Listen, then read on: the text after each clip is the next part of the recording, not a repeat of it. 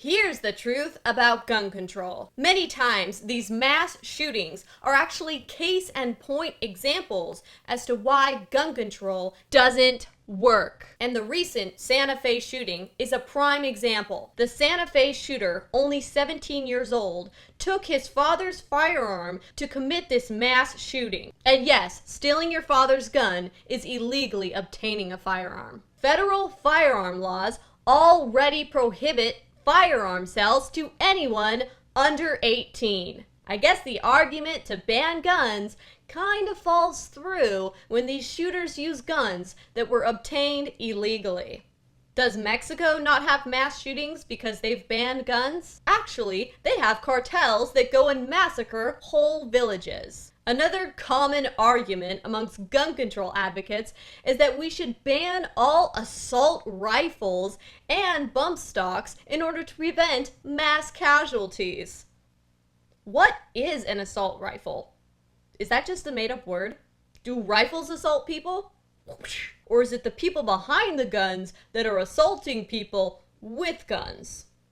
Last I knew, guns don't just pick themselves up and start firing on people. I guess you can put assault in front of anything to make it sound big and scary. Assault cars, assault trucks, assault sticks, assault flags, assault rice cookers. A 17-year-old mass shooter wielding a sawed-off shotgun, killing 10 and wounding 10 is kind of proof that you don't need an assault rifle or an AR-15 or bump stocks to commit mass carnage. We've seen more carnage in China in a mass knife attack. So essentially, you can use anything to kill a lot of people. Prison inmates can find ways to kill people with sporks. That's why there are so many items banned from prisons. Do we want to live in a giant prison? No.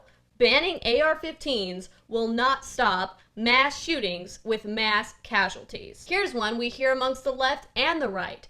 Fatherlessness is to blame. That's why these mass shootings are happening, and this is how we can prevent them. More fathers in the home. As much as I like the idea of more fathers being in the home, this simply isn't a valid solution. The Santa Fe shooter's father apparently was in the home because it was his father's gun that he stole and used to then go commit the mass shooting. Here are some real solutions that might actually make a difference. First, for the mainstream media to stop making every one of these shooters famous. I mean, the Parkland shooter has been receiving tons of fan mail and love letters from teenagers ever since he did this shooting and got all of this worldwide attention. But God forbid the mainstream media not exploit another tragedy in order to push their anti-gun agenda. More guns. Did you get triggered? Did I just trigger you again? And again, and again, and again. Are you getting triggered or confused? But yes, I did say more guns. The people of Switzerland are heavily armed. And surprise, mass shootings are very rare. There have been several instances where armed security or armed civilians have actually stopped mass shootings or greatly minimized the carnage. And yet, these stories are rarely reported on by the mainstream media. November 2017, an off-duty Kansas police officer stopped a potential mass shooting in a Costco when an armed man entered and said, "I'm going to kill people." He was able to neutralize the shooter and prevent a mass shooting.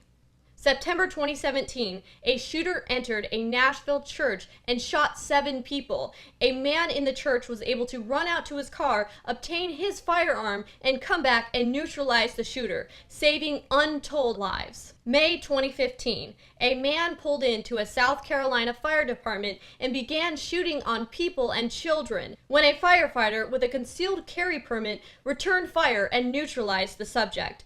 Experts have told us that predators like to prey on the weak and those less likely to defend themselves. There are many stories and instances where armed civilians or armed security have stopped and prevented mass shootings. The solution is already there. The mainstream media just doesn't want you to know it.